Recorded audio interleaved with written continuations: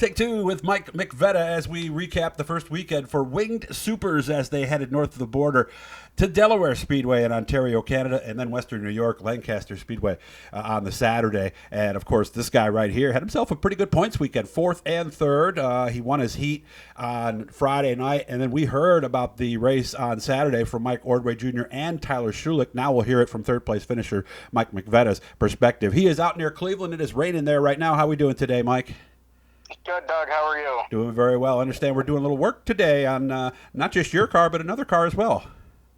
Yeah. The kids are running quarter midgets, so yeah, I can't help but play around with those things and doing a little work on my car, getting ready for Oswego next week. That's my next question. So you will be at Oswego 28th, by the way. That is next weekend is when that is happening at Oswego Speedway, race number 3.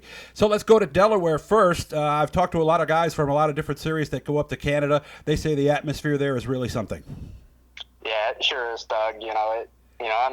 On a good year, we get up there once a year, so they come out in droves, and hats off to Delaware Speedway. That used to be made the thruway look really smooth. Really? In New York, and they ground her down and did some repaving, and man, that place is not beating up drive lines anymore, and is a fun place to race around. Yeah, and if you've been down the thruway, especially that little stretch, the 3-lane stretch there in Rochester, yeah, it is pretty bad. Won the heat race. What did we do in the feature then? We were just okay. We made some changes to the car over the winter. The normal feature changes we make are a little too much. So we got to retrain ourselves on what the car wants between heat and feature. Too much? And go from there. What do you mean too much? What, did you over-adjust? Was it tail happy basically, or?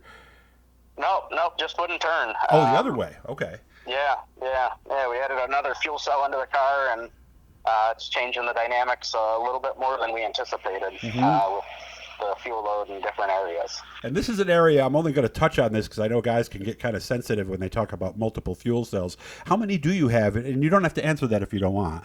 Yeah, I get it. There's 3 of them in there. 3 of them, okay, because I've heard some 5 and 6 in some cases. So some of them as small as maybe just like a quart or something like that. So what happened? How did you try to correct for that as you rode around and still got a 4th with a very tight race car? We don't really have any in-cockpit adjustments. We're not allowed any of that fun stuff. Well, I was thinking more the way you drove it, perhaps. Maybe you tried to lift a little earlier and drive through it. I mean... I was running quite a bit higher than most, which was really good when I went to pass someone, but I don't know it was necessarily the quickest way around. Mm-hmm. The picture we're looking at is you behind Tyler Schulich on the bottom. So this was a rare instance where you were actually on the bottom of the racetrack. Of course, now that I think about it, that's the picture actually from Lancaster. So we had things fixed by then? Yeah, we did a little better at Lancaster. We were still too tight in the feature. Really? Kind of creeping up on it. My personal preference is I'd rather be tight than loose, so we don't want to go too far and get loose. Supers are not fun to drive when they're loose. There's just not much you can do with them. I guess I always thought that race drivers kind of like the car just a tick loose. Yeah, not this guy. This guy likes them to tick tight. Okay. Is that also a super thing? Because I know with the left side weight, it can be tough to recover if the car is a little loose.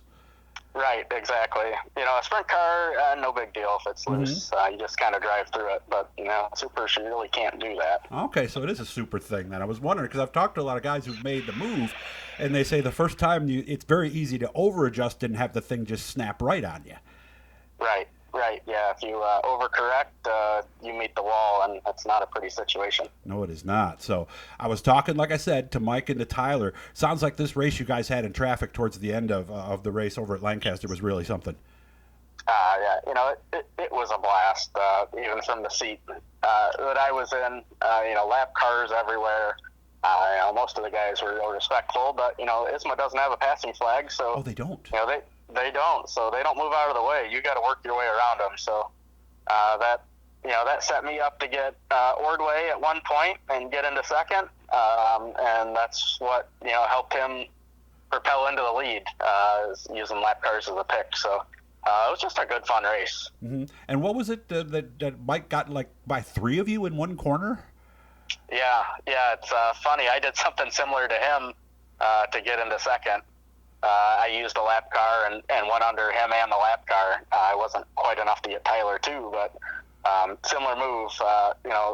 The transition from the banking to the drag strip, there's a low line, real low line there that you can use if people get bottled up on the normal groove and up high. Yeah, and I asked him about this too, because like Lancaster, it's the front stretch that's actually a drag strip. Do you feel the grip change when you hit that? Oh, absolutely. You just kind of gas it up at the apex of 3 and 4, and it gets a little squirrely. You hit the first lane, it straightens out, and then it gets a little squirrely again, and it straightens out, and you hope it straightens out for good, because if it doesn't, then you're in trouble. Sounds challenging. Yeah, but it's a fun joint. It's definitely a challenging joint. Mm-hmm. Okay, so third place there, like we said, at Lancaster. I guess it's time maybe to look ahead now. Oswego Speedway, this is a track we have a lot of laps at, right? Yeah, a ton of laps.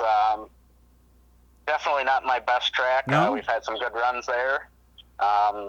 And we keep inching closer and getting the car better and better. So trying some new things, different wing this time, and some other differences, and we'll see what happens. Yeah, the wings, there's 2-tier and 3-tier. Which one are you thinking about for Oswego? Because I know you tested both last year. Mm-hmm. Yeah, we're going with a 2-tier. Mm-hmm. What's the main difference? Like with the 3-tier on, what did you learn from having the 3-tier, and why do you think the 2-tier will be better? Not really sure. We've got a little bit of wind tunnel data that suggests that the 2-tier might be better suited for Oswego. We'll see. We've had more success with a 2-tier wing up there than the 3-tier, but I don't know. It's just something about this old 2-tier wing we've got that it's got the good feels to it. Even though the data doesn't say that it's a good wing, it sure feels good on the racetrack. Okay. Well, do we want more downforce or less downforce at Oswego? Because it's a big track and turn one is tight. What do you think? I think you kind of want to be in the middle. I don't think you want a bunch of downforce. A bunch of downforce means a bunch of drag. And right. With the long straightaways there and the big size, you don't necessarily want drag. But, there's not a lot of banking there to hold you either. So it's kind of a delicate balance, I think. How about the pressures for the wing? Do we want it to come down more or less? Or do we want it to snap up quicker? Or? Yeah, you definitely want it to come down and reduce the drag down the straightaway for sure. I think there's a lot to be gained there. Mm-hmm. Yeah, because I'm looking at this picture of you guys from Lancaster. It's like you got a lot more angle on your wing than Tyler Schulich does. Is that just the nature of that track or the nature of what you like? Well, it's a couple of things. We were running a 2-tier wing at Lancaster, and Tyler was running a 3, so that could be part of it. Okay, all right. But, and how you orient the sideboards to the main section of the wing, it can appear to have more angle than it may have. Yeah, and we were talking about that board. You could see that right behind the fuel cell there. Do a lot of people run that, and what does that do? It's just to help streamline the air a little bit. There's a few guys running it. Something we kind of tried last year at Classic and seemed to work out pretty good, and haven't taken it off. Yeah, and you can see it. If you look right behind the fuel cell there on the right side of the screen on his 22, you will see that. Are you limited to the size on that? I mean, could you bring that up even more? Could you make it go further back? Or is that a good question? Probably. That's a good question. I think you could go a little bit further back and a little bit higher, but being that we'll run the Oswego tail wing on occasion, you don't want to get it so high that it starts interfering with the air on that. So if we had the tail wing instead of that, we might not run that piece? No, we'll still run it. Okay, all right. Again, like we said, Oswego Speedway is coming up the 28th. It'll be race number 3 of the ISMA MSS season, so make sure to get up there to the big track and see how these things go. Mike, I appreciate your time. I know you're super busy, so thank you very much, and hopefully I'll get a chance to see you sometime soon, man. Yeah, absolutely. Good talking to you, Doug. Good talking to you, too. Again, thanks to Jim Feeney. He's the one who does the photos. Of course, Keith Champagne, Lori May, Danny Sewell, all the folks at ISPA for having me do this again this year. Make sure to subscribe. Make sure to go to ismasupers.com to find out more information on Wing Super Modified Racing.